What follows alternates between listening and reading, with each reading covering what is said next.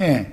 자, 세 번째 시간은 7페이지 중반부에서부터 말씀을 보도록 합니다. 성경이 말하려는 하늘, 들, 그 하늘이라는 말은 쌍수라고 지난번에 한번 얘기해드렸던 것 같은데, 예. 하늘들이고, 그 히브리어로 하샤마임이라고 그러는데, 그건 이제 쌍수로서, 하늘은 항상, 단수일 수도 있고, 쌍수일 수 있고, 복수일 수도 있어요. 모든 하늘들은 복수형이고, 그 하늘 할 때는 단수형이에요. 하늘이라는 용어가 나와도, 우리 개역 성경에서는 이런 걸 이렇게 구분을 않고서, 그냥 번역을 해줬기 때문에 꼭 가르침을 받을 필요가 있습니다. 그 다음에 대부분은 하늘이라는 용어가 나오면 하나님 자신일 경우가 대부분이고, 비유로는 성막 혹은 성전의 둘째 휘장 너머 부분을 하늘들이라고 그러는데, 천막으로 덮여져 있는 부분이 두 부분이죠. 성소가 있고 지성소가 있고 이렇게 두 부분으로 되어 있어요. 그걸 항상 쌍수의 하늘들 얘기하면은 하나님의 임재초소 그런 개념에서 하늘은 나의 보좌요, 땅은 나의 발등상이니 이렇게 말할 때 거기 하늘이 복수 쌍수로 되어 있는데, 거기는 하나님의 임재하시는 임재초소는 성전에서는 성소, 지성소 두 부분으로 되어 있단 말이에요. 그런데 구속받은 성도들은 성소와 지성소의 그 둘째 휘장이 찢어져서 없어지기 때문에 하나가 되는 거죠. 그 다음에 사람은 영과 혼과 몸으로 구성이 되어 있는데, 영과 혼 부분을 하늘들이라고 하고, 이것은 속 부분들이죠. 그 다음에 마당 부분은 인간의 몸을 말하는 거예요. 밖에 물질계의 이런 몸을 말하는 거예요. 그러니까 사람은 몸이 있고 몸 안에 마음이라고 하는 그 혼의 중심 기능을 갖고 있는 마음이 있고, 마음의 중심 기능이 양심이라고 하는 영이 있다는 거예요. 그러니까 사람의 구원은 영과 혼과 몸 전체가 다 구원이 되는 것을 말하는 거예요. 아까 내가 이제 그 세속교계 어떤 교만한 그 목회자들이 나이가 불과 30, 40밖에 안 되는 사람도 70, 80 어머니 아버지 되신 장로님, 그 권사님들 앞에서 권위 부리려고 하는 그게 버르쟁이가 돼가지고 그런 사람들 많이 있죠. 그런 사람들은 세상 사람들의 양심만 또 모든 양심이라는 거잖아요. 그게 세상 사람들도 저희 아버지 어머니 앞에서 그렇게 함부로는 방자하게는 행하지 않는 것이거든. 그런데 그런 사람들이 사람의 이 신앙 양심을 다루는, 양심을 다루는 게 신앙의 문제인 건데, 그런 사람들이 영적 지도자 노릇 그런다는 거 보면 참 너무 헷갈리는 일이죠.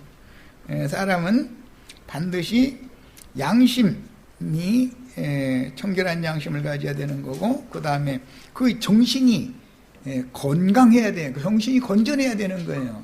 그리고 이제 이 육신의 몸은 어차피 벗을 것이지만, 영과 혼이 구원을 이루는 동안에 위로부터는 신령 안쳐서 영적인 몸으로 속에서 덧입혀지는 거기 때문에, 하나님의 나라를 영원한 기업을 상속을 받을 때는 영의 몸을 입고 나타나서 온전케 된 양심 부분과 혼 부분, 즉 속사람이 신령체를 입고 나타나서 영원한 세계를 상속받는 거예요. 그것이 이제 기독교계에서는 신학적으로 전인구원 이제 이런 표현을 하는데, 전인구원이라는 말은 속사람도 구원을 받아야 되면 겉사람도 구원을 받아야 된다, 이제 그런 뜻으로 표현을 하는 말인데, 이것은 잘못된 것이고, 겉사람은 후패되어지고 낡아지고 무너지는 것이고, 속사람이 영혼이 구원을 이루는 동안에 신령한 몸으로 덧입혀져 가지고 영원한 세계를 상속받는 거예요.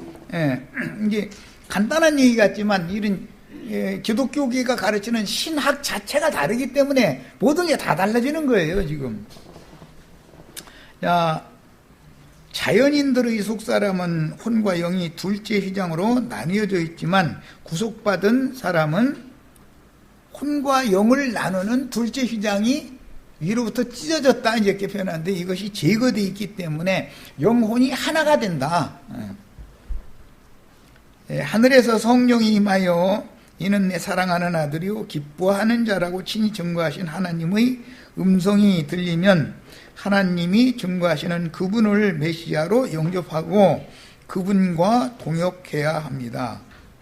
그 세 제자가 예수께로 가서 그날 주와 함께 거했다라고 하는 말씀과 같이 우리도 그렇게 해야 되는 거죠. 궁창 아랫물 즉 땅을 덮은 심판의 물로 침례하는 요한에게서 떠나서 요한은 이미 독사소굴을 예루살렘 성전은 떠난 사람이죠. 그러나 요한에게서도 또 떠나야 된다라는 것은 이것은 요한의 제자로 남을 자들이 더 많지만 이 요한이 소개해서 예수님께로 간 자들은 가나안 땅 서안을 정복하는 즉 하늘에 거할 자들을 위해서 기업을 마련해 주기 위해서 전사로 쓰임 받는 것을 말하는 거단 말이야. 요한의 제자들이 다 예수님의 제자가 된 것이 아니에요. 요한의 제자들로 남은 사람들이 더 많죠. 자, 요한의 제자였다가 예수님의 제자가 된 사람들과 대화를 할 때 주님이 계신 데를 와서 보라 하셨으니 문자적으로는 요단강 서편 베다니 즉 심령이 가난하고 죄악의 짐으로 인하여 고통받는 자들의 동네로 와서 영적인 뜻이에요. 베단이라는 뜻은 이것은 이제 감람산 기슭의 베다니 베다니아라고 하는 그 영적인 뜻이에요. 그런데 문자적으로 요한복음 1장 29절에 나오는 베다니 예수님이 계시던 요단강 건너편의 베다니라고 하는 것은 이 베다니아를 말하는 것이 아니라 벳 아라바라고 하는 요단강 건너서 서안으로 들어가면 첫 번째 마을 이름이란 말이에요. 거기. 그러니까 지명이 다른 거예요. 즉 안드레와 사도 요한, 여기 이제 사도 요한이라고 나는 표기를 해놨지만 요한복음 내에는 사도 요한이라는 말이 없어요. 한 사람의 이름은 감춰져 있어요. 그러니까 그 한 사람 이름 우리 김희분 자매님이 요한이 자리에 들어가야 되는 거죠. 뭐 똑같은 그 이제 얘가 가룟 유다가 빠진 자리에 마띠아가 제비를 뽑혀서 그 자리를 채우죠. 그럼 마띠아의 자리에 우리 윤희순 자매님이 마띠아의 자리에 들어가야 된단 말이에요. 그래서 일부러 한 자리를 이렇게 변화두는 거예요. 성경이라는 건. 그건 믿음으로 내가 그 자리를 채워야 되는 것이죠. 자, 베드로에게 주님이 와서 보라 하신 선포는 요단 동편의 기업을 주는 침례 요한의 때는 끝났으니 아까 마가복음 1장 14절부터 읽었는데 요한이 죽은 후로 주님이 부르신 것은 갈릴리 바다에서 불렀죠. 지금은 요한이 살아있을 때 주님의 제자로 요한이 보내는 얘기를 하는 거예요. 요한복음은. 그러니까 이 제자들을 먼저 만난 것은 요한복음이지 공관복음이 아니죠. 공관복음은 요한복음에서 만난 제자들이 갈릴리에 가서 고기를 잡다가 또는 그물을 깁다가 예수님의 두 번째 부름을 받은 거예요. 항상 둘이라고 하는 거에 대해서 지금 내가 지금 계속 강조하고 있는 중이에요. 예. 자, 그 다음에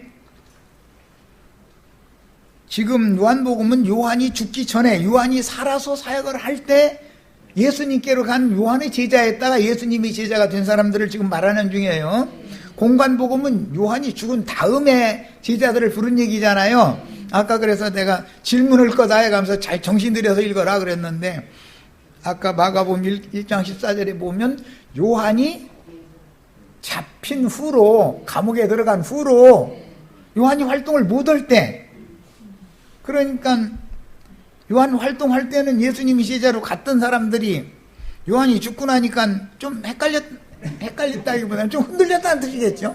그러니까 아예 나 고기나 잡으러 갈란다 해서 자기 고향으로 돌아가 요한이 잡혀가 버리니까 낙심해가지고 고기 잡으러 갔을 때 예수님이 또 찾아가서 불렀다 그 말이잖아. 이제 예수님이 요한을 찾아왔을 때는 요한이 예수님한테 가라고 해서 제자들이 제발로 예수님한테 온 거고, 요한이 잡힌 다음에는 제자들이 갈릴리로 가서 고기를 잡는 중에 예수님이 찾아가서 부르신 거예요.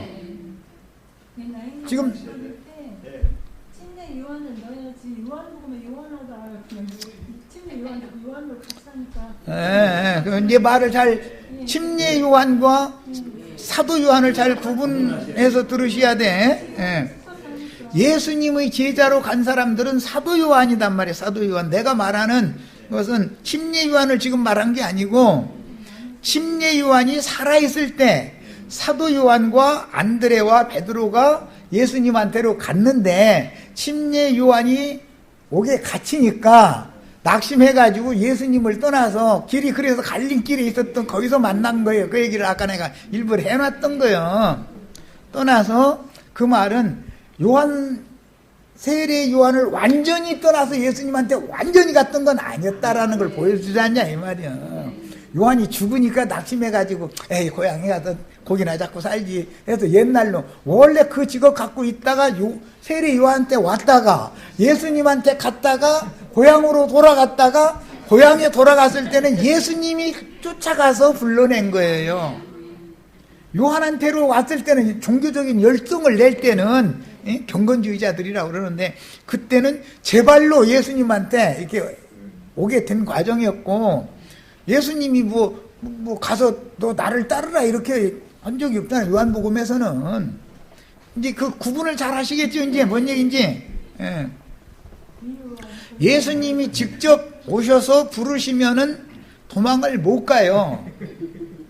남 소개를 받아서 주님한테 오면은 길이 갈림길에 쓰면은 이리 갈까 저리 갈까 에이 하고 제 길로 갈 수가 있는 거죠. 그런데 주님이 뒤쫓아와서 또 부르면은 도망가고 싶어도 못 가는 거지 이제. 그런데 사실은 또 한 번 도망가요. 예수님이 잡히니까 다 도망가 버렸죠. 요한이 잡히니까 일단 제자들이 도망갔고, 예수님이 잡히니까 12제자였던 사람들이 다 11제자였지. 이제 다 도망갔는데 어디로 가요 또? 갈릴리 물고기 잡으러 가잖아요. 그런데 성령이 오셔서 갈릴리에 찾아오셔가지고 또 부르잖아요. 그 다음부터 사도행전으로 넘어가는 거예요. 이게 세 번 얘기를 내가 지금 셋 얘기를 계속 반복하는 중인데 잘 새겨서 들으셔야 돼. 성경이라는 건 이렇게 깊은 뜻을 다 감춰놓고 있는 거예요. 성경을 이제 벌로 읽으면 안 되겠다는 거 감이 오지요? 요한이 살아있을 때 예수님의 제자가 된 그 문제와, 요한이 죽고 나니까 갈릴리로 가서 고기 잡고 있는 중인데 예수님이 뒤쫓아가서 불러낸 얘기, 아까 마가복음, 공관복음, 마태, 마가, 누가까지는 그 얘기잖아요. 갈릴리에서 불러낸 얘기, 그건 두 번째부터 얘기인 것이고, 요한복음은 첫 번째 주님을 만나게 된 동기를 지금 말한 거단 말이에요. 그래도 요한이 잡혔을 때 한 번 떠나갔다가 예수님 잡히면 또 도망가 버려. 사람이 우리는 아이고 나는 여기서 고맙고 죽을 거야, 그거 믿을 수 없어.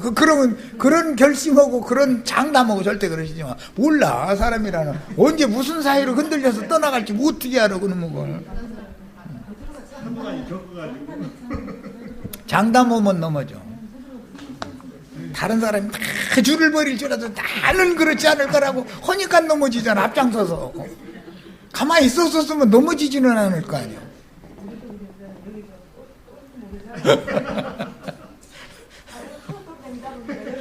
우리 이번엔 진짜 만났다 했어. 어디 가서 가니 그렇게 쓸데없는 소리 하지 마. 진짜인지 가짜인지 조금 더 봐야 한다 이러시는 게 낫지. 나도 저 판단은 있으니까 한번 좀 더 봐야 되겠다 이렇게 그래야 조심조심하지. 나 인제는 진짜 만났다 그러다 진짜 아니면 어떻게 하려고.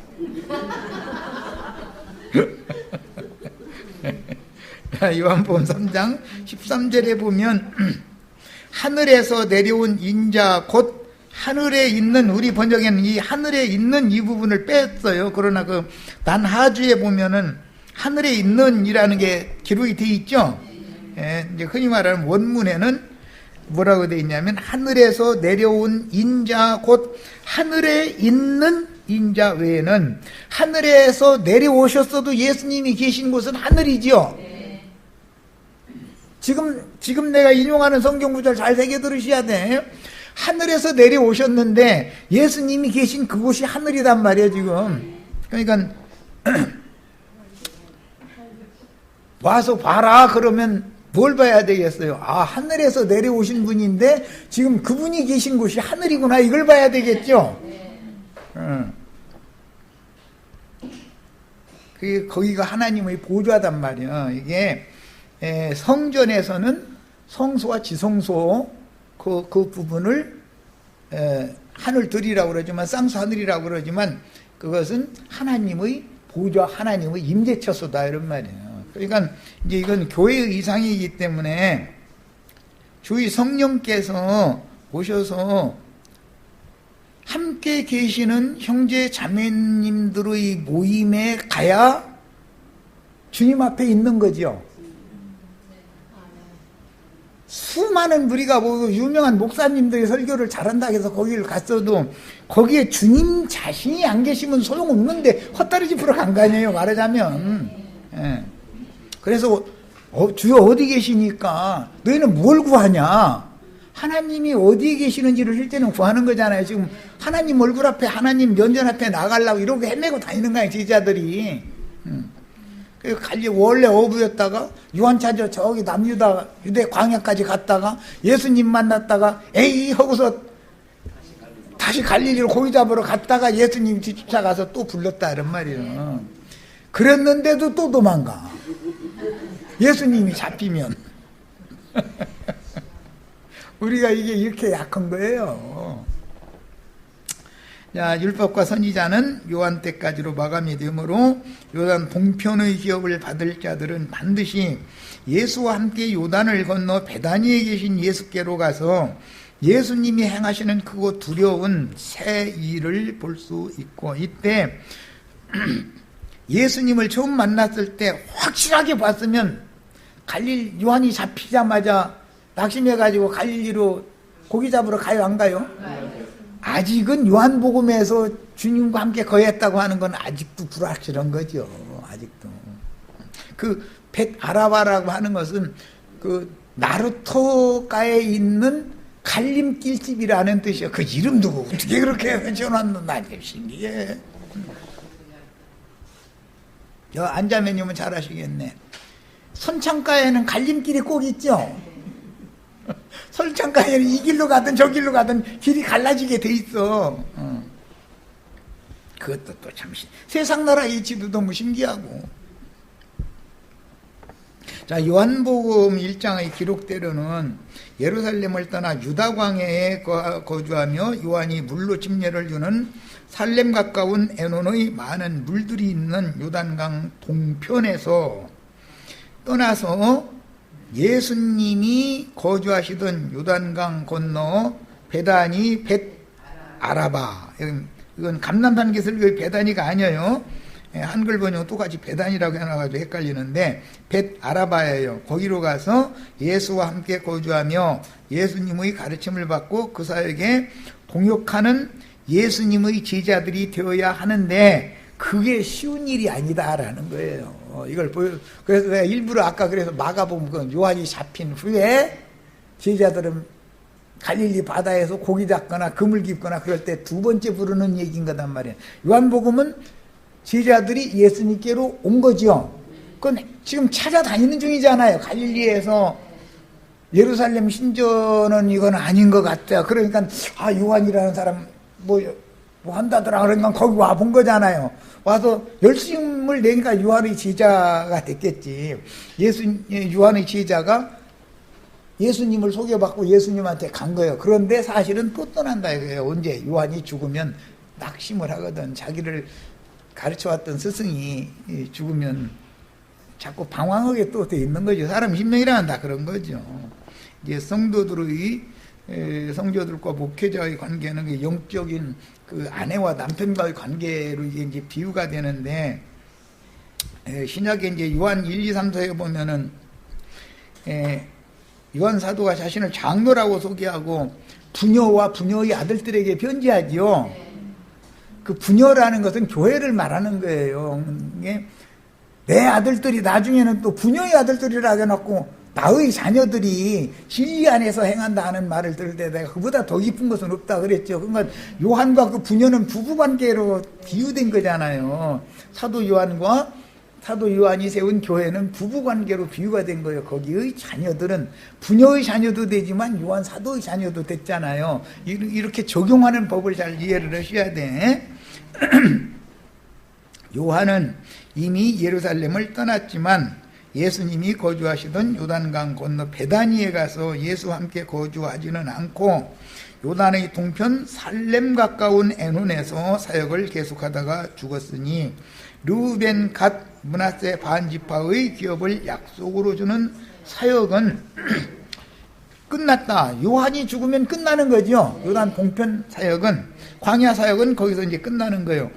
자, 예루살렘을 떠나 유대 광야의 요단 동편 살렘 가까운 에논에서 사역하던 요한에게 가서 침례를 받고 그 지휘자가 된 경건주의자들은 반드시 요한의 사역을 떠나서 요단강 건너 베다니 벳 아라바에서 사역을 시작하신 예수께로 가서 예수와 함께 거하며 예수의 사역에 동역을 해야만 요단강 서한 정복을 하는 영적 전쟁에 참여를 하게 되는 거예요.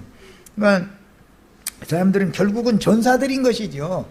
이제 계시록에 가보면은 하나님의 군대 얘기가 나오고 용의 군대 얘기가 나오죠. 그래서 전쟁을 하는 얘기가 나와요. 전도라는 것은 이런 영적 전쟁인 것이다. 그걸 이해를 하셔야 됩니다.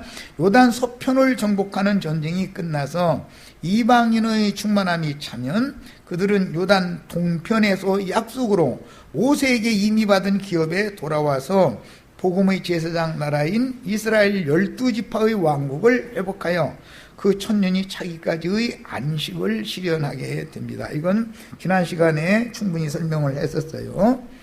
자, 마태복음 11장 12절로 14절 인용 읽습니다. 세례 요한의 때부터 지금까지 천국은 침노를 당하나니, 마태복음은 천국 복음이죠. 다른 복음은 하나님 나라의 복음이에요. 하나님 나라 안에 천국은 포함이 되지만 천국은 교회 시대와 오는 천년 왕국 기간이라고 하는 천년이 차기까지의 그 새 시대에 그 두 시대만을 천국이라고 그러는 거예요. 자, 천국은 침노를 당하나니 침노하는 자는 빼앗느니라. 오는 천년, 그 천년 기간은 천국이 나타나는 때인 것이고, 교회 시대의 천국 기간은 천국이 임하는 기간이에요. 자, 모든 선지자와 율법이 예언한 것은 요한까지니. 그러니까 요한이 죽으면 구약 시대는 끝나는 거죠. 요단강 동편까지는 정복 전쟁이 끝나는 거예요. 1차적으로는 예수님이 복음 전도를 시작하시면 요단강 건너편 서편의 정복 전쟁이 시작이 되는 거예요. 만일 너희가 즐겨받을진대 오리라 한 엘리야가 곧 이 사람이니라.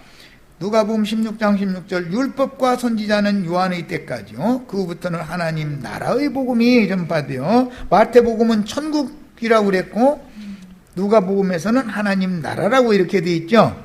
자, 복음 전파라는 것은 가나안 땅 정복 전쟁으로 상징이 되었다.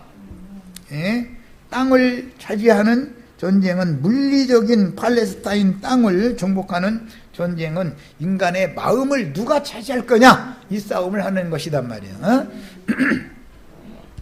영적인 땅이라는 것은 사람의 마음이죠. 천국 농사는 사람의 마음에다가 씨를 심어서 마음에 믿는 자에게 씨가 심어지고 다 마음의 문제인 것을 알 수 있어요. 이것은 뭐 여기까지 오기 전에 이미 미리 토를 닦는 말씀 많이 말씀드렸어요. 여인의 태로 상징이 되는데, 그것은 육신의 그 씨는 여인의 태에 심는 거지만 이건 비유다, 표상일 뿐이고 실제로는 구속하신 치료받은 인간의 마음 땅에다가 천국 말씀 씨를 심어서 천국 농사하는 것에 대한 비유다 이거예요. 자, 하나님의 경륜적인 우주 경영의 비밀은 예수님이 요한에게 침례를 받은 이후로는 율법과 선지자들로 예언하신 메시아의 때인 새 시대가 오는 중이다. 요한은 그 문을 열어주는 사람이죠. 예수님은 거기에 데리고 들어가는 사람이고, 침례 요한의 제자로 남아서 옛 시대에 속한 사람으로 요단 동편 땅의 기업을 받을 유약한 자들로 남을 것이냐, 즉 요한의 제자로 남을 것이냐. 유약한 자들은 요단강 서편으로 안 가죠. 요단강 동편 그 길르앗 땅에다가 그 백성들을 위해서 장막 짓고 짐승들을 위해서 우리간 짓고 거기서 기다려야 되잖아요. 전쟁 끝나고 돌아올 때까지. 이것은 다 신약의 용어로는 혈통적인 이스라엘 12지파 중에서 뽑은 인자 예수께서 뽑은 사도들이 예루살렘 교회를 세웠는데, 예루살렘 교회는 천년 영광을 누리지 못하고 예루살렘의 멸망과 함께 같이 소멸되어져 버렸죠. 그리고 나서 안디옥 교회, 두 모교회가 있는 거예요. 어머니가 안디옥 교회를 통해서 오늘날 우리에게까지 이방인들에게 복음이 전도가 된 거예요. 그동안에 예루살렘 교회는 지금 회복을 못하고 있죠. 그러나 이방의 충만한 수가 차면 예루살렘 교회는 회복된다 말이야. 그래서 이게 예루살렘의 회복이라는 거예요. 이스라엘 사람들은 예루살렘의 구속을 그렇게 기다렸어요. 그리고 이스라엘 나라의 회복을 그렇게 기다려요. 그래서 천년 영광을, 예루살렘 교회가 신앙을 회복하면 천년 영광을 누리게 된다. 이것이 성경 이야기단 말이에요. 자, 이번에는 이제 레위기 12장 2절로 5절 읽겠습니다. 이스라엘 자손에게 말하여 이르라. 여인이 임신하여 남자를 낳으면, 성경에서 남자 여자 이야기하면 아담과 하와로부터 시작해서, 그것은 여자는 교회를 상징하는 것이고 남자는 그리스도를 상징하는 거예요. 아담 부부 이야기는 그리스도와 교회에 대한 예표였던 것이죠. 여인이 임신한다 이 말은 교회가 임신을 하는 거예요. 영적 자녀를 임신하는 것은 교회가 임신하는 것이죠. 세상에서 여인이 아들이나 딸을 임신해서 낳는 이야기는 하나의 표상인 것이고, 어떤 교회에서 아들을 낳고 어떤 교회는 딸만 낳는다, 지금 그 얘기를 하고자 하는 거예요. 우리는 아들 낳는 교회 지금 회복하는 얘기를 하는 거예요. 지금 교회는 반드시 이기는 자를 낳아야 되는 거예요. 임신하여. 그래서 내가 우리 지체들 보고는 이 딸을 용서해 주시고 이 딸을 사랑해 달라고 하지 말라고 그러는 거예요. 우리는 아들을 낳아야 되니까 전사를 낳아야 된단 말이에요. 전사를. 여인이 임신하여 남자를 낳으면, 이 이야기는 구약 성경에서부터 여자와 노약자는 계수에 들어가요, 안 들어가요? 남자라도 20세 이상이 돼야만 계수에 들어가는 거예요. 어린 양의 생명체에 농용될 수 있는 20세 이상의 남자가 다 되시는 거예요. 우리 지체들은. 아이, 나는 주님께서 여자로 태어나게 하셨는데 지금 나이가 몇 살인데 그런 소리 하느냐고. 그러려면 가. 이제 내부터 오시지 마, 여기. 이놈을 어느 천년에 다 설명을 해, 이거. 여태까지 설명했는데. 남자를 낳으면 그는 이래 동안 부정하리니 곧 월경할 때와 같이 부정할 것이며, 여덟째 날에는 그 아이의 포피를 뺄 것이요. 사내 아이를 낳은 경우에요, 그 여인은 아직도 33일을 지나야 산혈이 깨끗하리니, 피를 흘리는 건 부정한 것이기 때문에 피를 흘린다는 건 죽어간다 그 말이에요. 상징하는 거예요. 생명을 소실시킨다 그런 뜻이에요. 정결하게 되는 기한이 차기 전에는, 정결한 기한이 찬다라는 것은 아이 낳고 나서 아들 낳으면 40일이 차야 된다 그 말이에요. 7일 동안은 경도할 때와 똑같은 부정이고, 그 산혈이 이제 완전히 멎어서 이제 말하자면 이제 세상적으로는 아이 낳고 나서 붓기가 빠질 때까지 온몸 퉁퉁 붓잖아요. 아이 낳고 나면은 이제 그 산후 중독증이 있기 때문에 이제 고통을 얼마나 받았으면 그러겠어. 그런데 남편들은 그런 거, 아내가 아이 낳고 퉁퉁 부으면은 좀 불쌍히 여겨야 되는데, 뭐 다 그런데 뭐 애 안 낳은 사람이 있어 또 이렇게 나가버려. 서운하죠.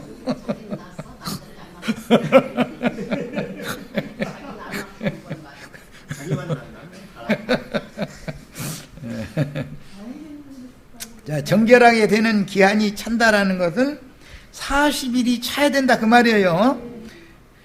그전에는 성물을 만지지도 말며 성소에 들어가지도 말라. 이 말은 성소에 계신 하나님 앞에 못 나간다 그 말이잖아요. 예, 이것은 광야 40년이 차기 전에는 예수를 못 만난다. 사실 이제 쉽게 표현하자면 그 말이에요. 자, 여자가 그런데 또 여자를 낳았어. 히브리인들은 남녀 차별이 대단했던 것 같아.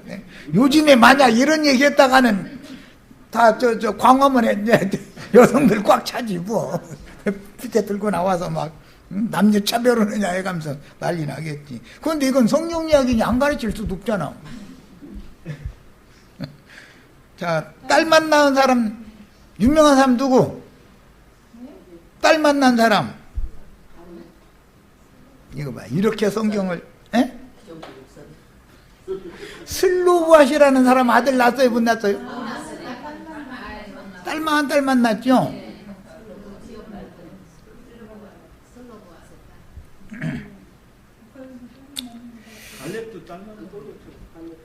자, 그래서 여자를 낳으면 그는 둔일에 동안 부정하리니, 갑절로 부정한 거야.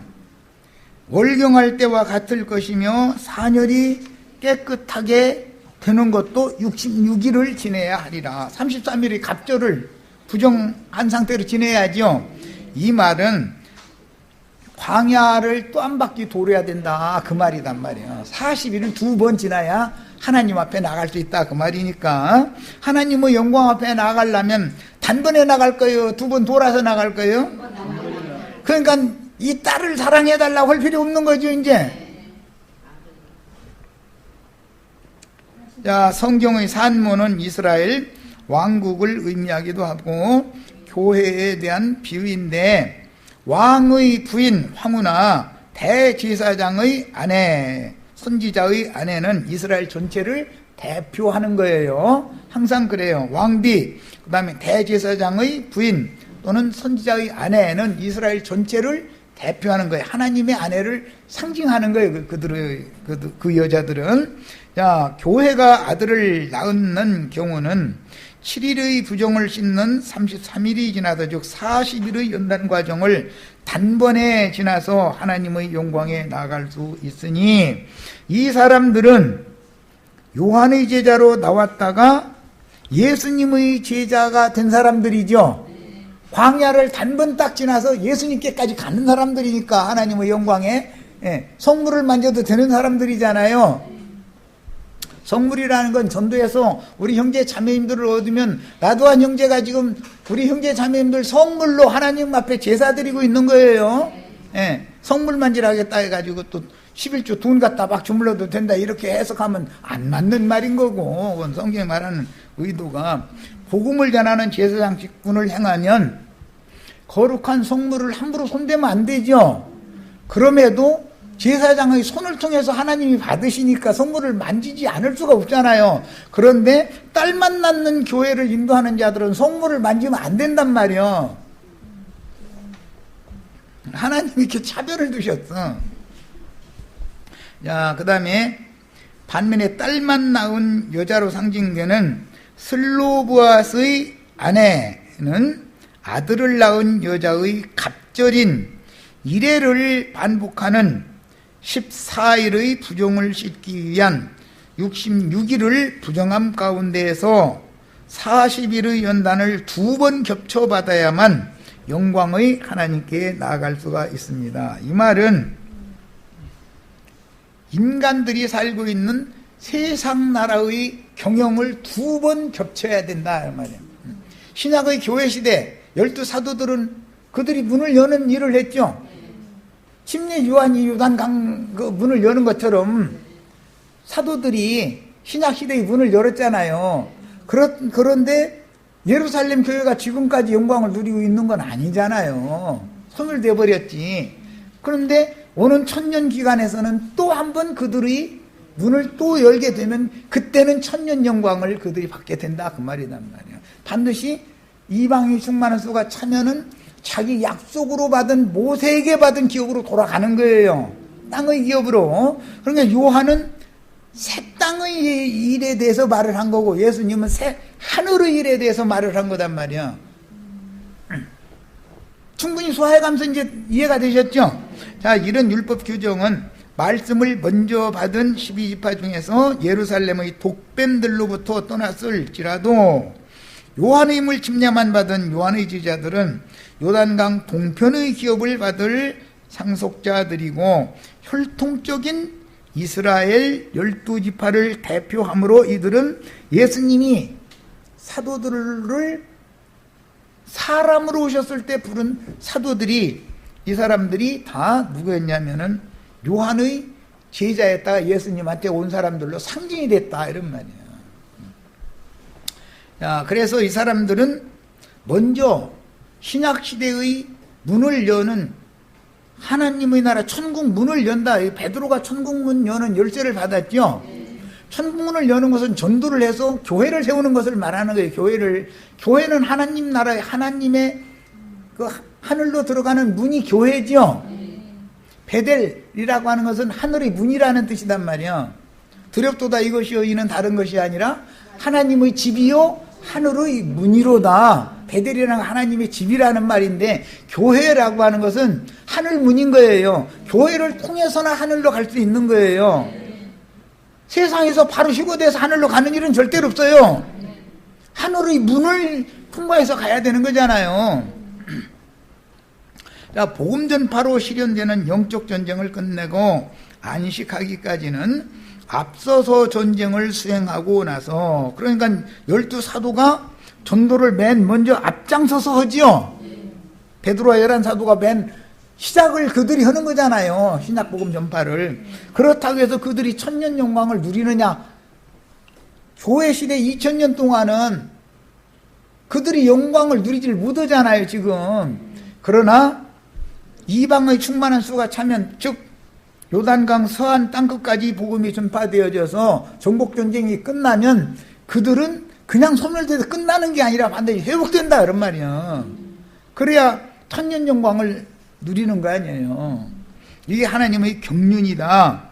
그래서 모세에게 약속으로 받은 요단강 동편 기업에 돌아와서 자기 동족의 유약한 자들을 다스려야 하므로, 자기 동족의 유약한 자들이라는 것은 신앙을 회복한 이스라엘 12지파를 다스리는 거다, 이 말이야. 이 말씀은 이미 예수님이 마태복음과 누가복음에 예언을 한 말씀이 나오는데, 너희는 나의 모든 고난에 함께하였기 때문에 세상이 새롭게 되어 내 나라가 이루어지면 나와 함께 보좌들이 앉아서 이스라엘 12지파를 다스리게 해주겠다 그랬죠. 교회를 다스린다고 해준 게 아니고 이스라엘 12지파를 다스리는 얘기를 한 거예요. 그래서 그 말씀을 이루기 위해서 계시록 7장에 이스라엘 12지파 각 지파별로 1만 2천씩에서 14만 4천의 수가 따로 회복되는 얘기를 해놓는 거예요. 우리는 계시록 14장에 나오는 하늘의 시온산, 어린 양이 서 계신 시온산에 올라간 14만 4천이 되어지는 사람들이지 땅에 이스라엘 14만 4천이 되는 사람들이 아니다, 이 말이에요. 이런 거에 대해서 구분을 못하는 사람들이 다 그냥 냉탕 2만이한테 오면 14만 4천이고 뭐 이런 소리 하면, 요즘에는 14만 4천이 유행병 걸렸어 아주.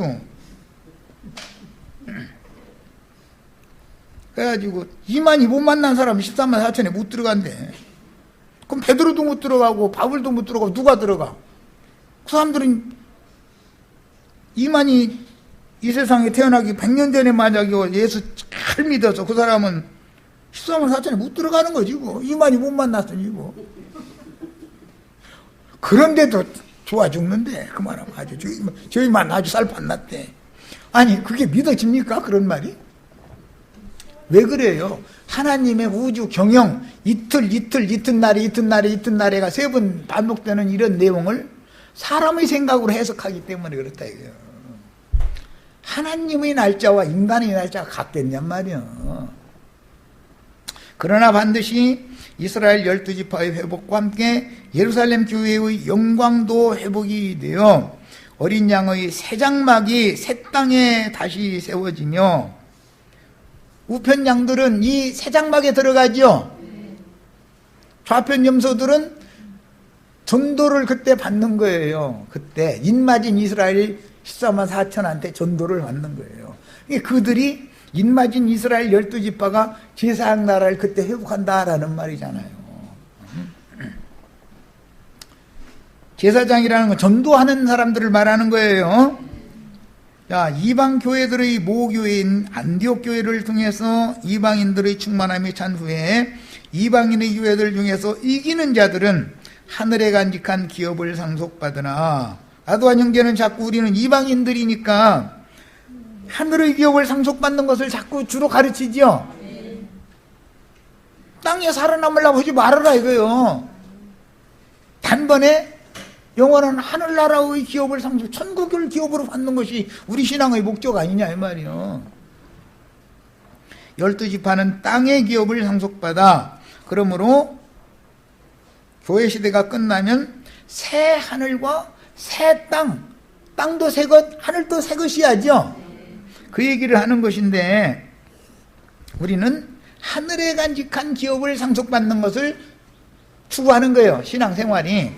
그러나 이스라엘 12지파는 땅의 기업을 상속받는 걸 추구하게 돼 있다 이거예요. 그들은 원래 약속이 가나안 땅을 상속해 준다고 그랬지 새하늘을 상속해 준다고 돼 있지가 않거든. 모세의 말은 땅을 기업으로 준다고 돼 있지 하늘을 기업으로 준다고 돼 있는 게 아니에요. 잘 세우면서 들으셔야 돼.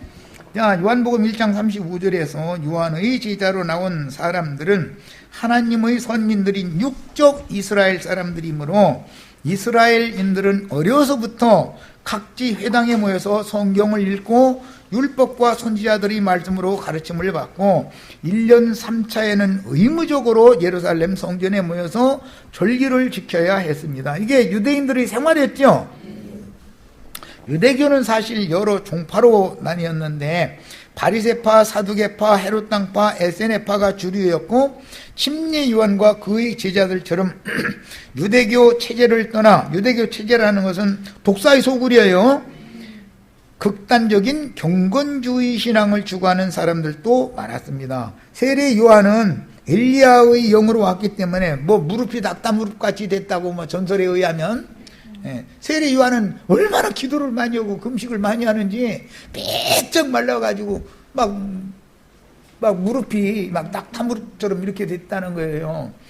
얼마나 육체를 쳐서 하나님 앞에 복종시키는 그런 경건 운동을 얼마나 많이 한 사람이라고 보여주잖아요. 율법 안에서 의롭다함을 받을 사람들은 그런 경건 연습을 배울 수밖에 없죠. 그런데 주의 성령께서 와서 새로운 가르침을 받으면 너 괜히 쓸데없이 바꿈지 마. 바꾼다고 경건해지는 것도 아니야. 예수님 뭐 그러니까 그 요한의 제자들이 예수님 비판할 때 뭐라 했어요? 먹기를 탐하고 포도주를 즐기는 자로다. 자기네 스승은 금식을 막 계속 막 자주 두꺼운 금식 그러고 뭐 포도주는 입에 대지도 않아. 막 왜 율법에 나실인들은 포도나무에서 난 거면 씨든 껍질이든 뭐 즙이든 안 건 대지를 말라 이랬으니까 율법 지켜야 되잖아. 그런데 예수님은 포도주 한 잔 더 줘? 뭐 이제 아마 이랬던가 보지. 그러니까는 포도주를 즐기는 자로다 뭐 이렇게 나온 거지. 예수님은 그냥 막 풀어놔 버리는 사람이고 요한은 막 조이는 사람이고. 그런데 우리 몇몇 자매님들은 그 막 조이는 사람한테 잘 갔다 왔어 거기에 다녀오셔야지. 그래야 여기 와서 말 들으면 그것도 구원의 과정이었구나. 여기까지 오느라고 한 일이었구만. 이게 깨달아지지. 거기서부터 막 풀어놨으면 여기 오면 말 안 들어서 안 됐죠.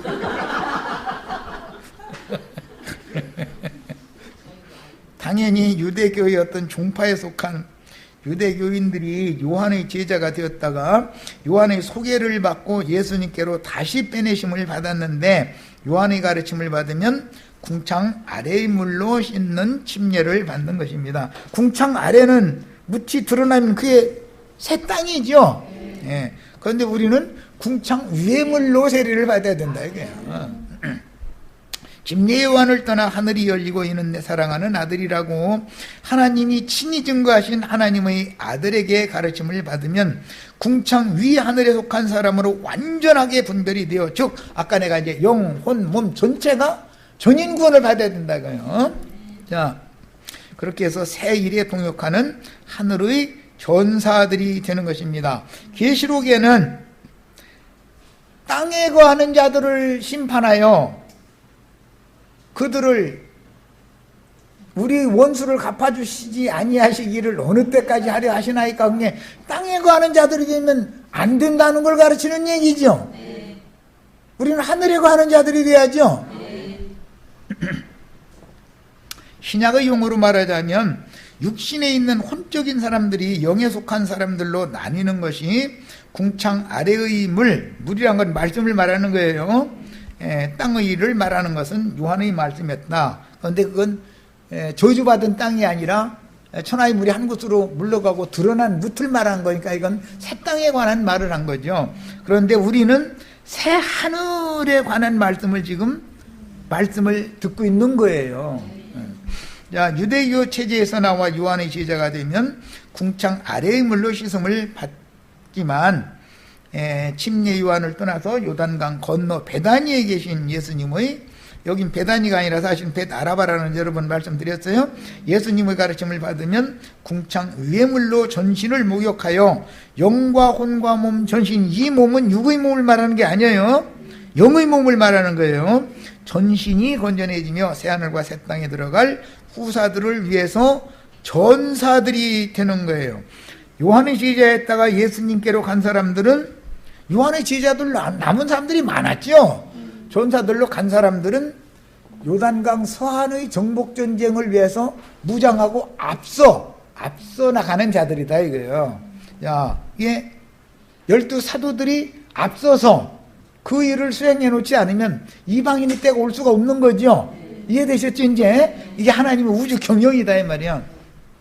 야, 그래서 이방인들의 교회에서도 영적 생명이 똑같은 이치가 이제 적용이 되기 때문에 너무 어려서 육신에 속한 혼적인 신자들은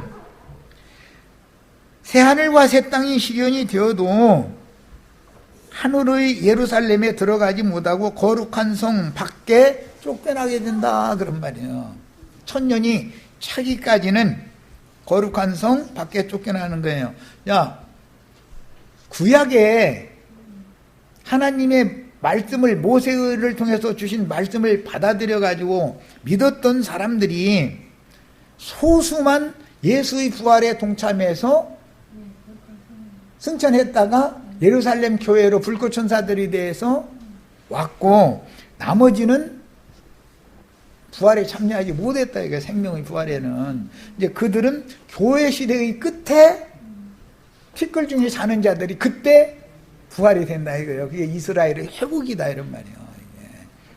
그러니까 그들은 교회 시대 전 기간 동안 그들이 신앙이 영 회복이 안 됐죠. 예수가 자신들의 조상적부터 믿어오던 여호와라는 것이 안 믿어지는 거예요. 그럼 왜 그러는 거예요? 하나님이 하늘문을 한번 닫아 놓으시면 인간이 열 수 있다 없다? 그런데 하나님이 한번 계시를 통해서 그 종선지자를 보내가지고 문을 열어놓으면 인간들이, 마귀가 아무리 난리를 내도 천국문을 닫을 수 있다 없다? 이것을 아셔야 돼. 계시를 통해서 베드로가 그래서 먼저 열쇠를 받아가지고 문을, 열쇠를 2번 사용하죠. 한 번은 예루살렘에 절기 지키러 모인 사람들에게 전도를 할 때 한 번 자기 동족에게 먼저 전도를 의 문을 열어가지고 예루살렘 교회를 세워요. 그렇지만 또 한 번은 이방 백부장의 집에 모인 이방인들에게 가서 열쇠를 또 한 번은 사용해서 일단 문은 열어놓고서 예루살렘 교회가 끝난다 이거예요. 그러면 정복 전쟁은 이제 안디옥 교회에서 보낸 영적 사도들이 나가서 이방인이 때 전 기간 동안을 정복 전쟁을 하는 거예요. 오늘 우리에게까지 이제 이 사명이 온 거예요. 우리는 이방인들이죠. 전통적으로 우리의 기업은 단번에 기업을 받으면 하늘에 간직한 기업을 받는 것이고, 그 대신 이 하늘에 간직한 기업을 받지 못하면 그 천년이 차기까지는 다시 살아나지 못한다 이거예요. 천년이 찬 다음에 살아나는 거예요. 이제 하는 말 충분히 아셨죠? 이방 교회 전기간 동안 이스라엘 12지파에 속한 사람들은 살아나지 못했잖아요. 티끌 가운데서 그냥 기다렸죠. 부활을, 메시아가 오는 걸 계속 기다렸잖아요. 그런데 흔히 기독교가 재림한다고 할 때는 그들이 일어난다 이거예요. 그래서 이스라엘의 신앙은 회복되게 되어 있다.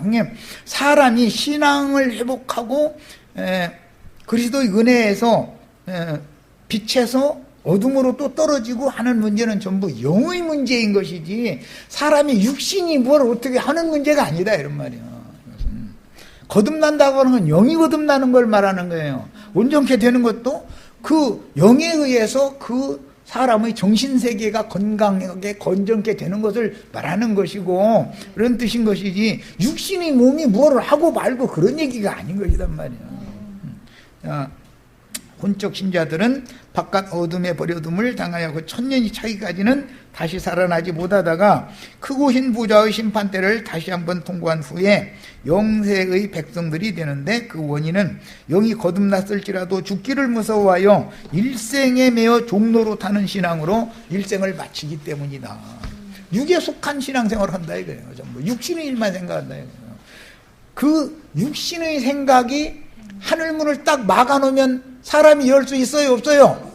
하늘에서 위로부터 둘째 휘장을 찢어서 위로부터 빛을 보내주셔야 하나님이 열어주셔야 즉 계시가 와야 하늘의 세계가 보이기도 하고 들어갈 수도 있는 문제인 것이지 이게 성경에 말하는 구원이라는 건 다 계시의 문제인 것이지 사람이 육체의 무슨 노력을 했느냐 안 했느냐 이 얘기가 아니다 이거야. 육신의 경건 연습을 할 것 같으면 히말라야 산 쪽에 가서 도 닦는 라마교인 되는 게 훨씬 낫습니다. 그 사람들 어마어마해요. 그 사람들 따라갈 사람 있어요 지금 여기서? 보라 세상죄를 지고 가는 하나님의 어린 양이로다라고 소개하였지만 정작 자신은 여전히 제자들을 두고 요한의 제자들을 두었어요 여전히. 그리고 살렘 가까운 에논에서 예수님이 침례를 주기 시작하는데도 계속 자기는 자기 사역을 하는 거예요. 그래서 잡히게 된 거예요. 그 문제 때문에. 요한의 사역을 끝내지 않으면 가나안 땅 서한 정복 전쟁 시작을 될 수가 없는 거잖아요. 요한이 죽어야 정식 전쟁 시작이 되는 거기 때문에 예루살렘 교회를 세우고 믿는 이들 수만으로 부흥시켰던 할례자들에게로 보내신 사도들은 사실은 성소제사를 반복하면서 예루살렘 교회의 사도들과 장로들은 사실은 안디옥 교회에서 파송한 바울 사도가 본 계시만큼 밝은 사람들이 아니었었던 거예요. 그들은 모세 율법도 지키고 할례도 받아야 되고 이런 거 헷갈리는 거예요 계속. 예루살렘 성전에도 모이고 이집트 집에서도 모이고 두 가지를 명확하게 어떤 거 한 가지만 해야죠. 그런데 신약의 서신서들에 보면 믿는 이들이 교회 모이면 어디서 하라겠어요? 집에 있는 교회의 편지가 돼 있죠. 집에 있는 교회지 성당에 있는 교회라는 건 없어요. 예배당에 있는 교회는 없어요. 성경에는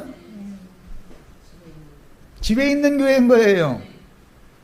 다만 우리는 길목이 좀 괜찮은데 여기 이제 셋집을 빌려서 하는데 바울 사도도 셋집 빌려서 전도했죠. 오노니 가노니에게 전도하려고 셋집 빌리는 것이지 여기가 무슨 성당이나 예배당은 아니에요. 우리는 여기 그냥 사람 사는 집이에요. 그런데 여기가 좀 그냥 모이기에 편리하고 누가 찬송 부른다고 잔소리 않고 뭐 할 만한 장소를 얻어야지. 동네 따닥따닥 붙어있는 어느 집에서 찬송 날마다 큰 소리 부르고 이렇게 떠들어대서 하면 쫓겨나요. 거기 그냥 할 수 있어요.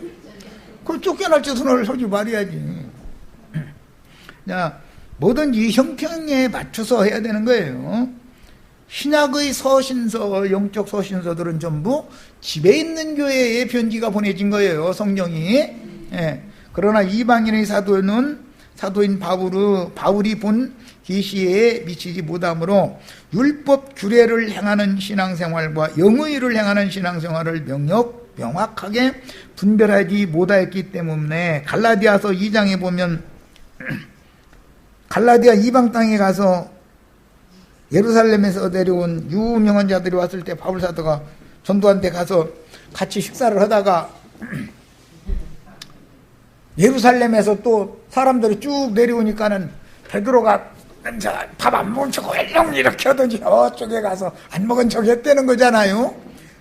그러니까는 바울이 동역자였던 바나바까지도 덩달아서 또 그렇게 하더라는 거예요. 그러니까 막 바울 사도가 난리를 냈죠. 여러분이 말이요, 혈통적으로 유대인이지만 이방인들에게 지금 전도하러 와가지고 이방인답게 사는, 지금 이방인처럼 살고 있지 않냐 실제로는. 그런데 예루살렘에서 유명한 자들이 내려온다고 해가지고 유대인의 행습을 도로하고 앉았느냐고 막 지금 뭐하고 있느냐고 지금 외식이잖아요. 그게 다 위선이잖아요. 그래가지고 바울 사도가 책망했다는 거예요. 사람이 정직하게 살아라 이제 이랬다 소리죠. 오늘날로 말하자면은. 그런데도 참 베드로도 분량이 크기는 큰 것 같대. 그걸 들으면 맞아, 저 말이 맞기는 영적으로는 맞아. 그러니까 그냥 찌소리도 묻은 거죠. 예. 그럼 대단한 사람이요 베드로도. 그런데 계시는 바울만큼 받지가 않았던 거예요. 천국열쇠 받았다고 다 되는 게 아니에요. 그러니까 알고 보면 그냥 지금 문만 열어주는 것이 실제 정복전쟁을 실제 하는 건 바울이 더 잘하지 않냐 이 말이에요.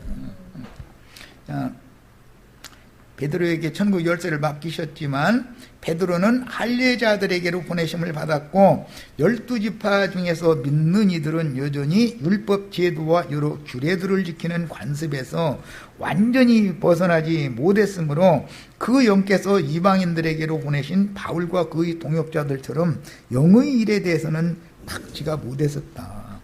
베드로보다 바울이 훨씬 밝은 사람이죠. 이방인들에게 보낸 사도는 영도 훨씬 더 강하고 또 그 영이, 베드로도 대단한 사람이지만 한 수 더 뜨는 사람이 바울이죠 말하자면.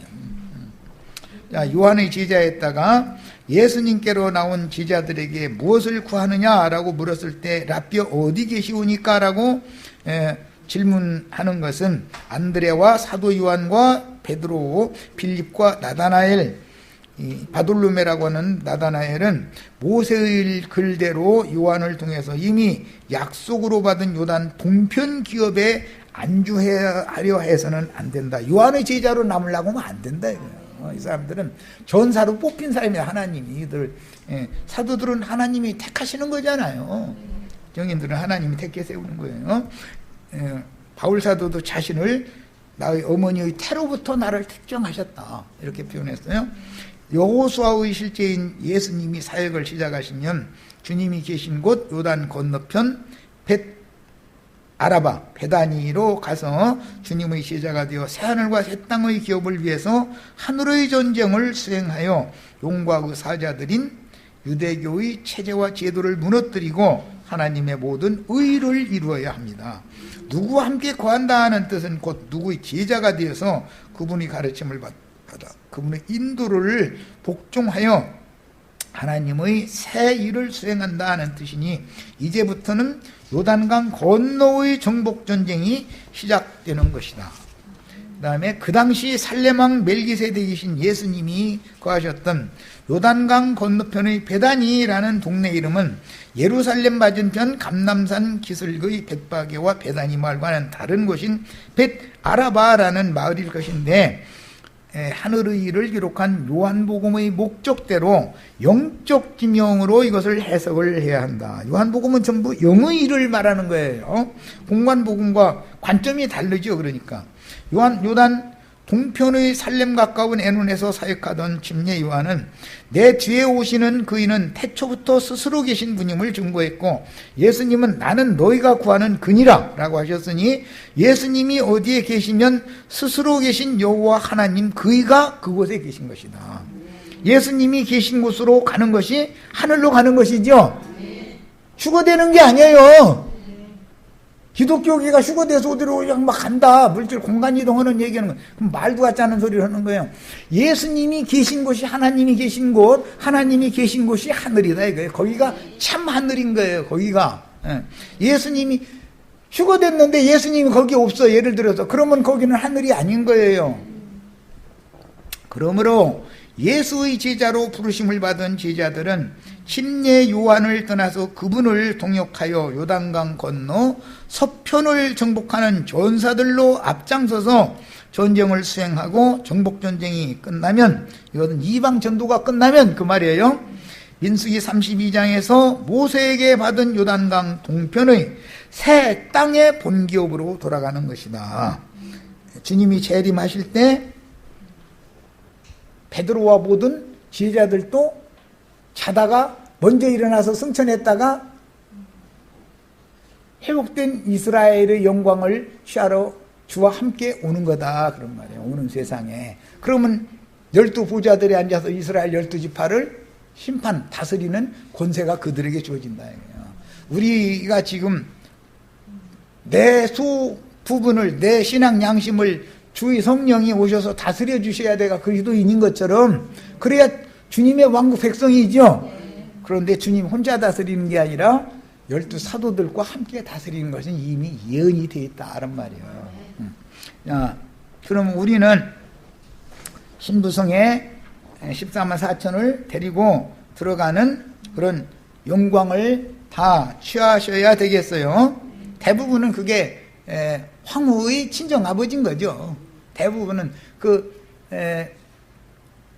황후, 그 새 황제의 그 왕비가 되는 사람은 대부분 그 나라 그 대신의 제일 그 귀한 딸이 대부분 그래요. 그러니까 이제 그 나라 그 가장 큰 그 대신의 딸이 그 다음 황제의 아내가 되는 거기 때문에 대부분 그러는 거예요. 그러면은 그 대관식 날 황제 자리 바로 뒷자리, 제일 가까운 자리에 장인 어른이 앉는 거잖아요. 장인 장모님이. 우리들은 이제 그런 아버지 어머니와 같은 역할을 하셔야 되는 거예요. 교회 생활을 해도 뭘 이치를 알고 하셔야 돼. 신부를 어린 양께 중매를 하는 그런 인도자가 다 되셔야 된다, 이런 말이에요. 그 영광이 어마어마한 거죠. 자, 그 다음에 성소제사만 반복하던 모세와 아론의 율법 제도를 영적 제사로 바꾼 요한은, 여긴 세례 요한이에요. 하나님 인정하시는 제사장으로서 요단강 동편 새 땅의 기업까지 인도를 하고 예수님께 사역을 인계를 했다. 이것은 예수님께 부름을 받은 이스라엘 12지파 중에서 택함을 받은 사도들은 신약 교회의 문을 여는 역할은 했지만, 그 후로는 이방 교회에서 사도들을 파송해서 이방인의 때가 끝날 때까지 이방의 충만한 수를 채우는 거예요. 이렇게 하면 이제 이방인의 때가 끝나면 이 일에 앞장서서 전사로 이 일을 했던 12지파 중에서 12사도들은 이제 대표자들이니까 그 사람들은 오는 세상에 이스라엘의 회복이 있을 때 그 이스라엘 12지파를 다스리는 권위를 받는 것이다, 그런 말이에요. 그건 사실은 우리와는 상관이 없는 일이에요.